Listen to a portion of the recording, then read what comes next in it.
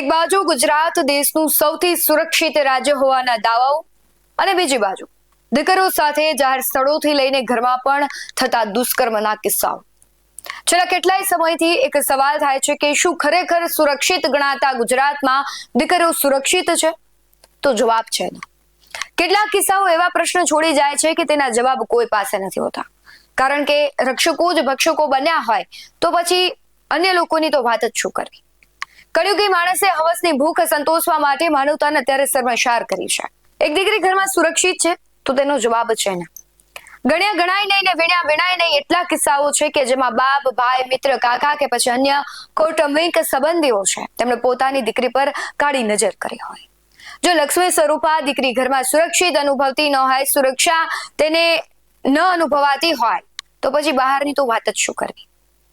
ઘરની બહાર નીકળતી દીકરી ઓફિસ, શાળા કે હોસ્ટેલમાં કે પછી જાહેર જગ્યાઓ પર પોતાની જાતને અત્યારે સુરક્ષિત મહેસૂસ નથી કરતી। એ કડવું સત્ય છે।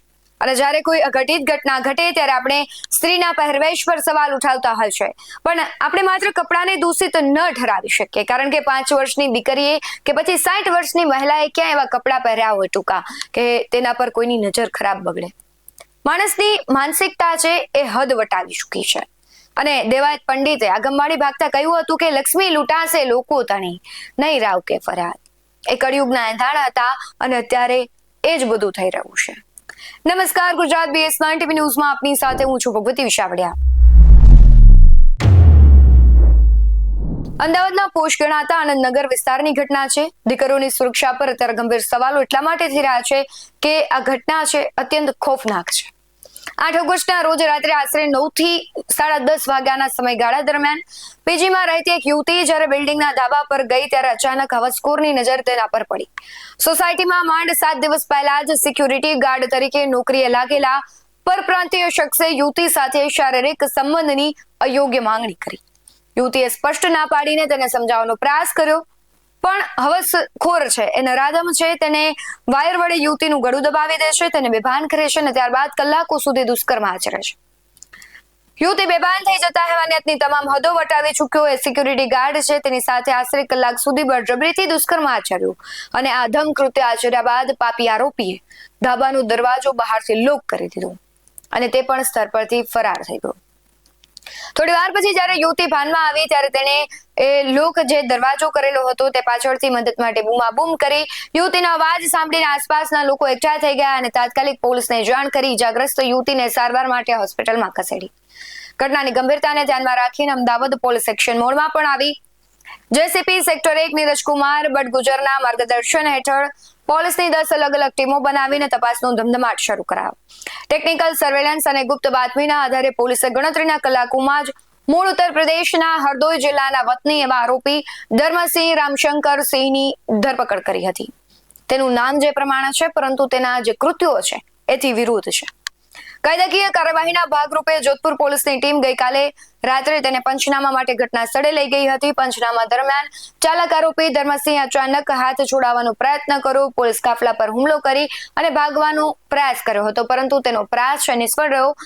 એમાં એક પોલીસ કર્મી છે એના હાથમાં ઈજા પહોંચી છે, પરંતુ સ્થિતિ વણસતા અને સાથી કર્મીઓના બચાવમાં તૈનાત પોલીસે સ્વ બચાવમાં ફાયરિંગ કર્યું, જેમાં એક ગોળી સીધી આરોપીના પગમાં વાગતા તે જમીન પર ઢળી પડ્યો। ગોળી વાગ્યા બાદ આરોપીને તાત્કાલિક સિવિલ હોસ્પિટલમાં ખસેડવામાં આવ્યો, જ્યાં હોસ્પિટલના ખાટલે પડેલો આ હવસખોર મને માફ કરી દો, હવે જિંદગીમાં આવું ક્યારેય કૃત્ય નહીં કરું તેવું કહીને કરગરી રહ્યો હતો। હાલ આરોપી અને ઇજાગ્રસ્ત પોલીસકર્મી બંનેની હાલત સ્થિર છે, પરંતુ સમગ્ર ઘટનાને લઈને જે વિડીયો સામે આવ્યા છે તેના પર નજર કરીએ।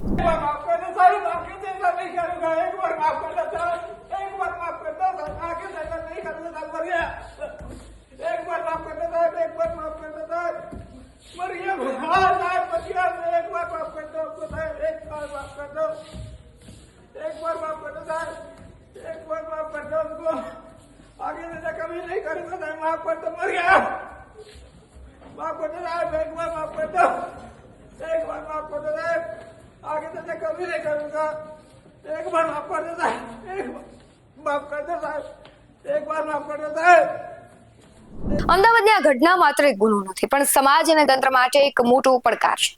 કાયદો જ્યારે પોતાનો કોડો વીંજે છે ત્યારે પાપી ગમે તેવો પાવરફુલ હોય તેને પણ જમીન પર આવવું જ પડે। પરંતુ સવાલ એ છે કે આવી હેવાનિયત અટકશે ક્યારે? દીકરીઓને સુરક્ષિત વાતાવરણ ક્યારે મળશે? ગુજરાતની એક અલગ છાપ છે. ગુજરાતના રાત્રે દીકરી 12 વાગે નીકળે તો સુરક્ષિત અનુભવતી, પરંતુ એ ધીમે ધીમે ભૂતકાળની ઘટનાઓ બનતી જાય છે. હવે તમે ઘરની બહાર નીકળો થોડા દિવસે તો પણ તમારી સાથે ગેરકાયદેસર અને જે ગંદા કૃત્યો છે તે થવાની ભીતિ રહે છે ને થાય છે. રાજકોટ, અમદાવાદ, સુરત જેવા મેટ્રો સિટી છે ત્યાં બધે જ થાય છે, અને ન માત્ર શહેરો પરંતુ ગ્રામ્ય વિસ્તારોમાં તો ઘરની બહાર રાત્રે નીકળાતું નથી એવી પરિસ્થિતિ અત્યારે સર્જાઈ ગઈ છે. આવી ઘટનાઓ છે દિવસે ને દિવસે વધી જાય છે. કાયદો અને વ્યવસ્થા છે તેના પર પણ અત્યારે સવાલ ઉઠી રહ્યા છે. આગામી દિવસોમાં આ ઘટનાને લઈને શું પરિણામ આવે છે, જે આરોપી છે તેને કડકમાં કડક કેવી સજા આપવામાં આવે છે તેના પર સૌની નજર રહેશે. પરંતુ તમારું શું માનવું છે કમેન્ટમાં જરૂરથી જણાવજો. બાકી આવા જ વધુ અહેવાલો સાથે ફરી મળતા રહીશું. તમે અમારી યુટ્યુબ ચેનલને સબસ્ક્રાઇબ કરવાનું અને ફેસબુક અને ઇન્સ્ટાગ્રામ પર ફોલો કરવાનું ભૂલશો નહીં. બાકી નવી અપડેટ્સ મેળવવા માટે આપ જોતા રહો BS9 ન્યૂઝ. નમસ્કાર.